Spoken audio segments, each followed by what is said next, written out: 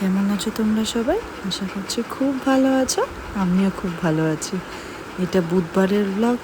সকালবেলাটা শুরু হয়েছে বৃষ্টি দিয়ে।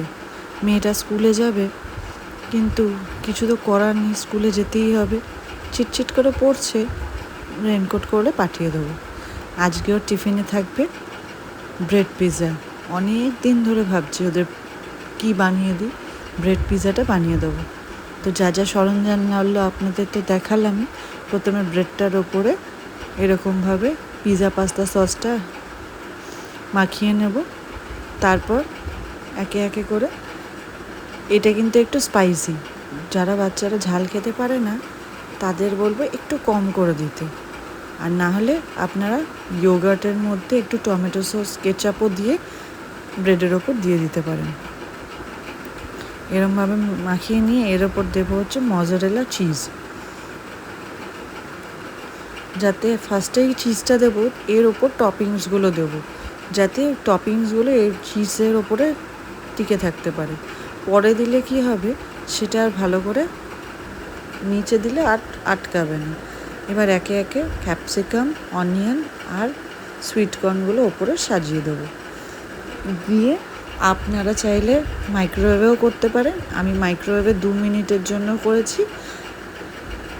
2 মিনিটের জন্য করে তারপর বার করেছি কি দুটো, আর দুটো আমি ননস্টিকের প্যানের মধ্যে একটু বাটার দিয়ে, যারা একটু ক্রিস্পি খেতে ভালোবাসে, বাটার দিয়ে এটাকে লো ফ্লেমে ঢাকা দিয়ে কুক হতে দিয়েছি।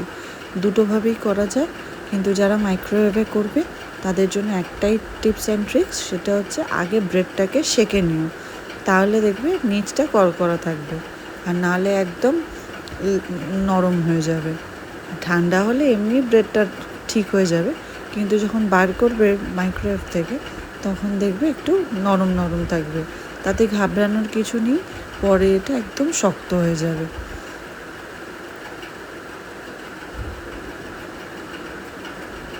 এবার এর ওপর দিয়ে দেবো অরিগ্যানো আর চিলি ফ্লেক্স। যে যেরম বাচ্চারা ঝাল খায় সেরমভাবে করে দেবে।